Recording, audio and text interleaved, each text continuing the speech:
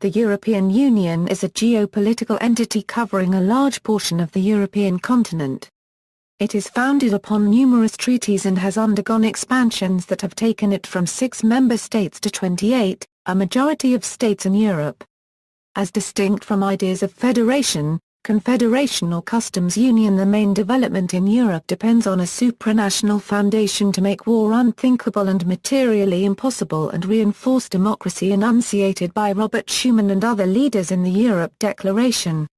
The principle was at the heart of the European coal and steel community in the Treaty of Paris, following the Schuman Declaration, and then later the Treaties of Rome establishing the European Economic Community and the European Atomic Energy Community.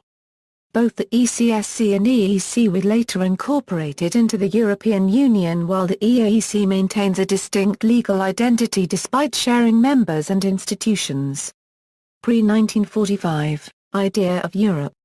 Large areas of Europe had previously been united by empires built on force, such as the Roman Empire, Byzantine Empire, Frankish Empire, Holy Roman Empire, Ottoman Empire, the First French Empire and Greater German Reich.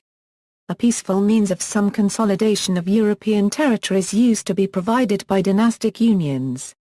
Less common were country-level unions, such as the Polish-Euro-Lithuanian Commonwealth and Austro-Hungarian Empire.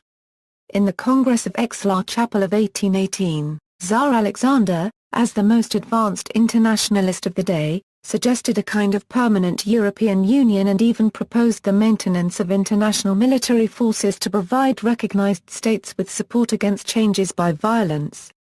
Largely due to the devastating effects of war, many people turned to the idea of some form of unified Europe, notably William Penn, Abbot Charles de Saint-Pierre, Victor Hugo, Richard Coudenhove-Kalergi and Giuseppe Mazzini.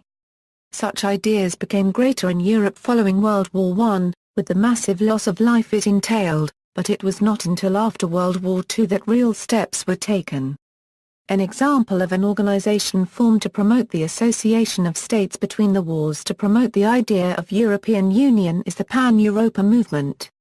1945 Euro 1957, from the European coal and steel community to the Treaties of Rome. World War II from 1939 to 1945 saw a human and economic cost which hit Europe hardest. It demonstrated the horrors of war and also of extremism, through the Holocaust and the atomic bombings of Hiroshima and Nagasaki, for example. Once again, there was a desire to ensure it could never happen again, particularly with the war giving the world nuclear weapons. Most European countries failed to maintain their great power status, leaving 2 rival ideologically opposed superpowers. However, the exception was the USSR, which became a superpower after World War II and maintained the status for 45 years.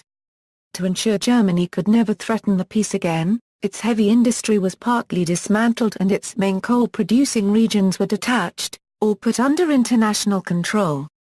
With statements such as Winston Churchill's 1946 call for a United States of Europe becoming louder, the Council of Europe was established in 1949 as the first pan-European organization.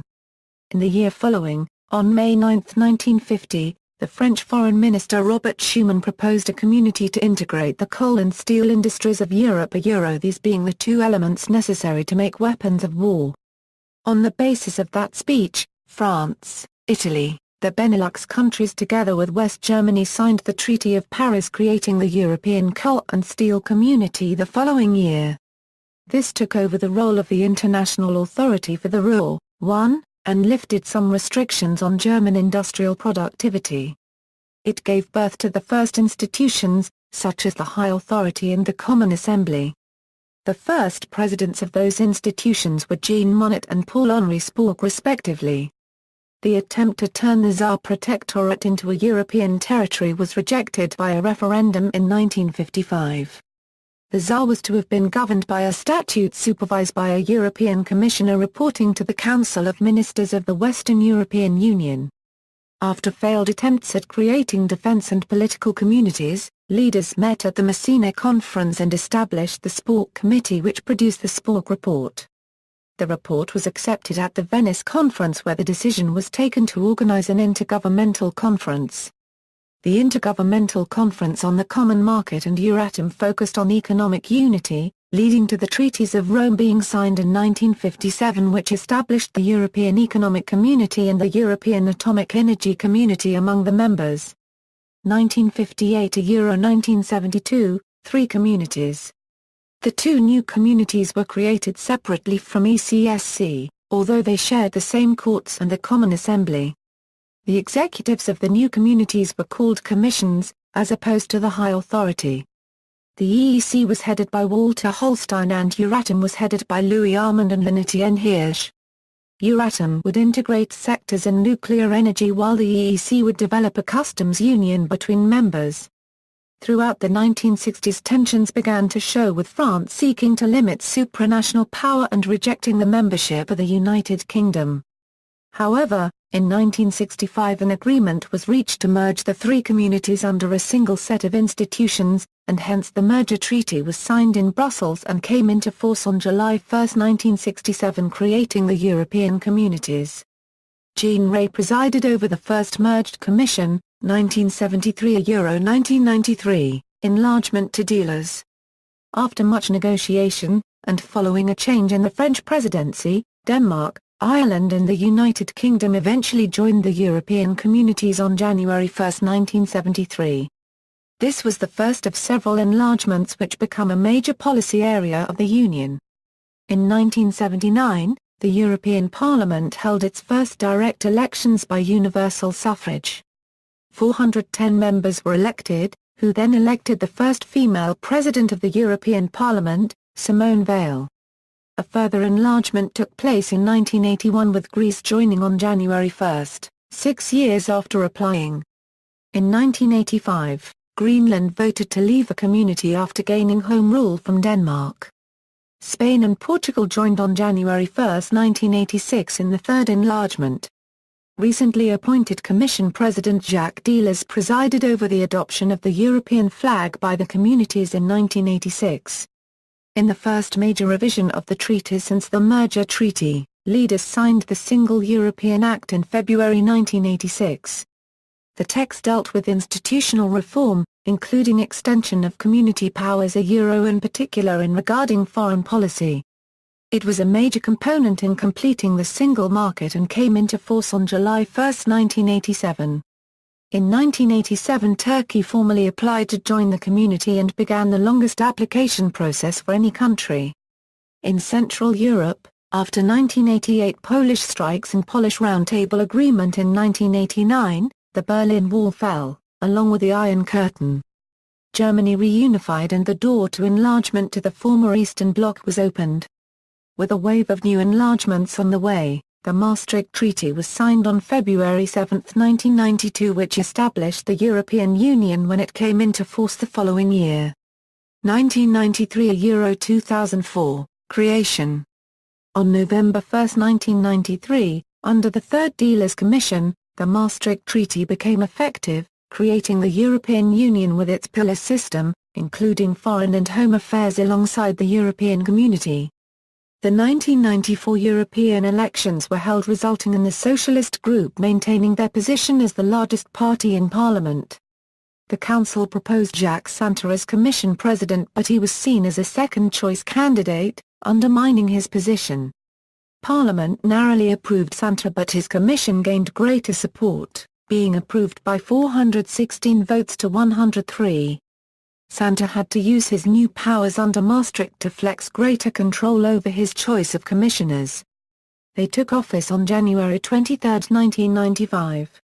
On March 30, 1994, accession negotiations concluded with Austria, Sweden and Finland. Meanwhile Norway, Iceland and Liechtenstein joined the European Economic Area, an organization that allowed European Free Trade Association states to enter the single European market. The following year, the Schengen Agreement came into force between 7 members, expanding to include nearly all others by the end of 1996. The 1990s also saw the further development of the euro. January 1, 1994 saw the second stage of the Economic and Monetary Union of the European Union begin with the establishment of the European Monetary Institute, and at the start of 1999 the euro as a currency was launched and the European Central Bank was established. On January 1, 2002, notes and coins were put into circulation, replacing the old currencies entirely. During the 1990s, the conflicts in the Balkans gave impetus to developing the EU's common foreign and security policy. The EU failed to react during the beginning of the conflict, and UN peacekeepers from the Netherlands failed to prevent the Srebrenica massacre in Bosnia and Herzegovina, the largest mass murder in Europe since the Second World War. The North Atlantic Treaty Organization finally had to intervene in the war, forcing the combatants to the negotiation table. The early foreign policy experience of the EU led to foreign policy being emphasized in the Treaty of Amsterdam. However, any success was overshadowed by the budget crisis in March 1999. The Parliament refused to approve the Commission's 1996 Communities budget on grounds of financial mismanagement, fraud and nepotism. With Parliament ready to throw them out, the entire Santer Commission resigned. The post-dealers' mood of Euroscepticism became entrenched with the Council and Parliament constantly challenging the Commission's position in coming years.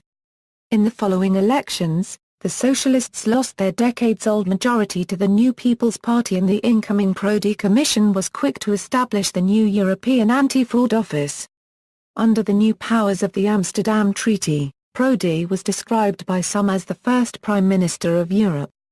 On June 4, Javier Solana was appointed Secretary-General of the Council, and the strengthened High Representative for the Common Foreign and Security Policy admitted the intervention in Kosovo. Solana was also seen by some as Europe's first foreign minister. The Nice Treaty was signed on February 26, 2001 and entered into force on February 1, 2003, which made the final preparations before the 2004 enlargement to 10 new members. 2004 Euro present, recent history. On the 10 Euro June 13, 2004, the 25 member states participated in the largest transnational election in history. The result of the sixth parliamentary election was a second victory for the European People's Party European Democrats group. It also saw the lowest voter turnout of 45.5%, the second time it had fallen below 50%. On July 22, 2004, José Copyright Manuel Barroso was approved by the new parliament as the next Commission president. However, his new team of 25 commissioners faced a tougher road. With Parliament raising objections to a number of his candidates, he was forced to withdraw his selection and try once more. The Prodi Commission had to extend their mandate to the 22nd November after the new lineup of commissioners was finally approved. A proposed constitutional treaty was signed by plenipotentiaries from EU member states on October 28, 2004. The document was ratified in most member states, including 2 positive referendums. The referendums that were held in France and the Netherlands failed, however, killing off the treaty. The European Council agreed that the constitution proposal would be abandoned, but most of its changes would be retained in an amending treaty. On December 13, 2007 the treaty was signed, containing opt-outs for the more Eurosceptic members and no state-like elements. The Lisbon Treaty finally came into force on December 1, 2009. It created the post of President of the European Council and significantly expanded the post of High Representative. After much debate about what kind of person should be president, the European Council agreed on a low-key personality and chose Herman Van Rompuy, while foreign policy novice Catherine Ashton became High Representative. The 2009 elections again saw a victory for the European People's Party, despite losing the British Conservatives, who formed a smaller Eurosceptic grouping with other anti-federalist right-wing parties. Parliament's presidency was once again divided between the People's Party and the Socialists, with Jerzy Buzek elected as the first president of the European Parliament from an ex-communist country.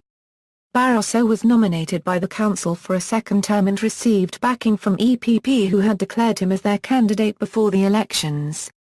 However, the Socialists and Greens led the opposition against him despite not agreeing on an opposing candidate.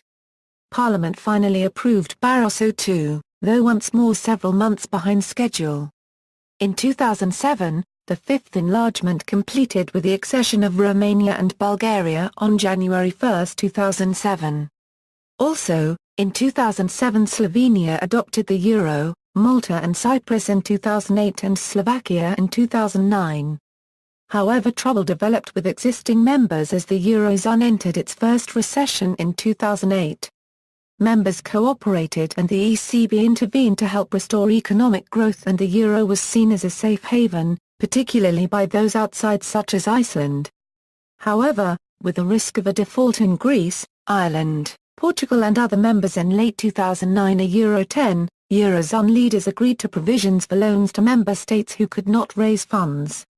Accusations that this was a U-turn on the EU treaties, which rule out any bailout of a euro member in order to encourage them to manage their finances better, were countered by the argument that these were loans, not grants, and that neither the EU nor other member states assumed any liabilities for the debts of the aided countries. With Greece struggling to restore its finances, other member states also at risk, and the repercussions this would have on the rest of the Eurozone economy, a loan mechanism was agreed. The crisis also spurred consensus for further economic integration and a range of proposals such as a European Monetary Fund or Federal Treasury. The European Union received the 2012 Nobel Peace Prize for having contributed to the advancement of peace and reconciliation, democracy and human rights in Europe. The Nobel Committee stated that dreadful suffering in World War II demonstrated the need for a new Europe. Today, war between Germany and France is unthinkable. This shows how, through well-aimed efforts and by building up mutual confidence, historical enemies can become close partners. The Nobel Committee's decision was subject to considerable criticism. On July 1, 2013, Croatia joined the EU, and on January 1, 2014 the French Indian Ocean territory of Mayotte was added as an outermost region. See also, Timeline of European Union history, Enlargement of the European Union, History of the Euro, List of European Councils, List of Presidents of the Institutions of the European Union, Founding Fathers of the European Union, History of the European Union in Brussels, History of the location of EU institutions, History of Europe Centre Virtuel de la Connaissance sur l'Europe Multimedia Source Collections on EU History, Wider European History between the World War II and the Fall of Communism in Europe 1945 a Euro 1992, and of World War II in Europe, Cold War, Revolutions of 1989, German reunification, Breakup of Yugoslavia, Wider European History after the creation of the European Union, Maastricht Treaty, History of the European Union, History of the European Union, Eurozone, Montenegrin Independence Referendum, 2006, 2008 Kosovo Declaration of Independence from Serbia, European Sovereign Debt Crisis, References. External links, History of the EU Official Europa website, CLIOH World Clio World, network of universities supported by the European Commission for the researching, teaching and learning of the history of the EU, including history of EU integration, EU-Turkey dialogue, and linking to world history. An outline of the emergence of the European Union and to the idea of some form of unified Europe, notably William Penn, Abbot Charles de Saint-Pierre, Victor Hugo, Richard Coudenhove Kalergi and Giuseppe Mazzini. Such ideas became greater in Europe following World War I, with the massive loss of life it entailed, but it was not until after World War II that real steps were taken. An example of an organization formed to promote the association of states between the wars to promote the idea of European Union is the Pan-Europa movement. 1945 a Euro 1957, from the European coal and steel community to the treaties of Rome. The European Union is a geopolitical entity covering a large portion of the European continent. It is founded upon numerous treaties and has undergone expansions that have taken it from 6 member states to 28, a majority of states in Europe. As distinct from ideas of federation, confederation or customs union, the main development in Europe depends on a supranational foundation to make war unthinkable and materially impossible and reinforce democracy enunciated by Robert Schuman and other leaders in the Europe Declaration. the principle was at the heart of the European coal and steel community in the Treaty of Paris. World War II from 1939 to 1945 saw a human and economic cost which hit Europe hardest. It demonstrated the horrors of war and also of extremism, through the Holocaust and the atomic bombings of Hiroshima and Nagasaki, for example. Once again, there was a desire to ensure it could never happen again, particularly with the war giving the world nuclear weapons. Most European countries failed to maintain their great power status, leaving two rival ideologically opposed superpowers. However, the exception was the USSR, Greater German Reich.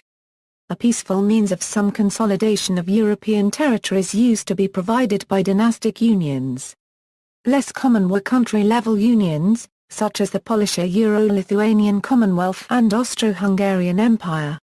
In the Congress of Aix-la-Chapelle of 1818, Tsar Alexander, as the most advanced internationalist of the day, suggested a kind of permanent European Union and even proposed the maintenance of international military forces to provide recognized states with support against changes by violence.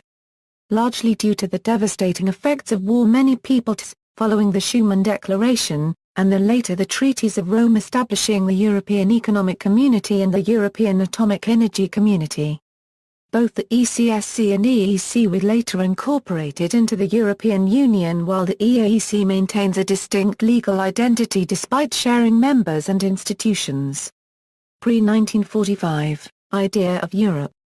Large areas of Europe had previously been united by empires built on force, such as the Roman Empire, Byzantine Empire, Frankish Empire, Holy Roman Empire, Ottoman Empire, the First French Empire and